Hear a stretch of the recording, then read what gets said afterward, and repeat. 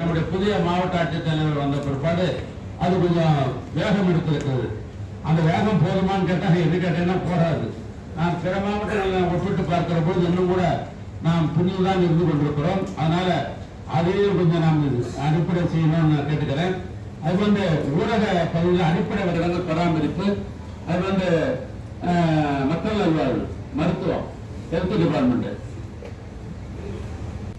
அடுத்து நடைபெறுகிற சட்டமன்ற தேர்தல் வரை இந்த மக்கள் பிரதிநிதிகள் சொல்லுகிற மக்களுடைய பிரச்சனைகளை, பொது பிரச்சனைகளை விதிகளுக்கு உட்பட்டு நீங்கள் நேரடியாக செய்யலாம். விதிகளுக்கு உட்படாத நீ மாவட்ட ஆட்சியரோட கவனத்துக்கு கொண்டு வரலாம். இதுல எந்த ஒரு மாற்று கருத்தும் இல்லை.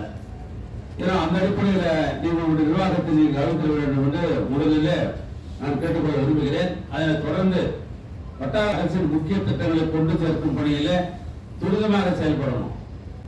அதாவது மக்கள் நான் இப்படி சொல்ல விரும்புறேன், அரசு உங்கள் மீது வைத்த நம்பிக்கையில் தான் தனியார் வைத்துக் கொண்டு நிர்வாகத்தை நடத்தலாம் நான் முடிவு பண்ணோம். நீங்கள் சிறப்பாக செயல்பட்டால்தான் மக்கள் மத்தியில் ஆட்சிக்கு நல்ல பேர் வரும். அதை புரிஞ்சுங்க.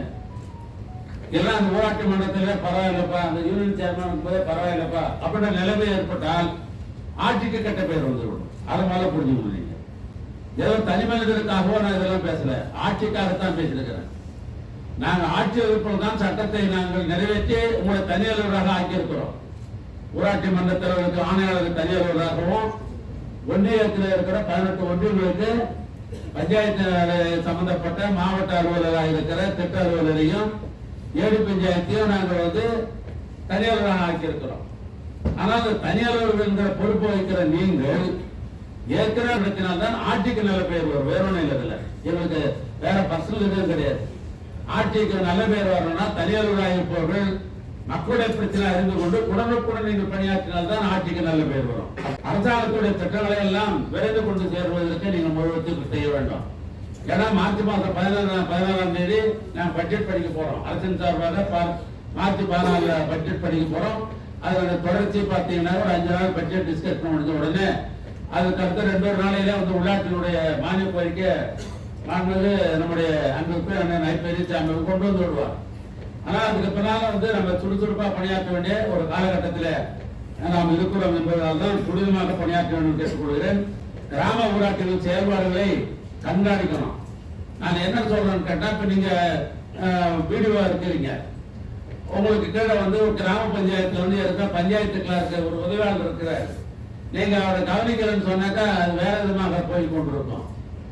அதனால ரொம்ப டீப்பா போக விரும்பல, டெப்தா போக விரும்பல.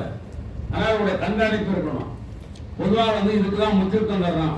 ஒரு ஊராட்சியில இந்த சாலைகள், குடிநீர், சுகாதாரம் இது முக்கியன்றது அத்தியாவசியமா அந்த ஒரு மனிதனுக்கு.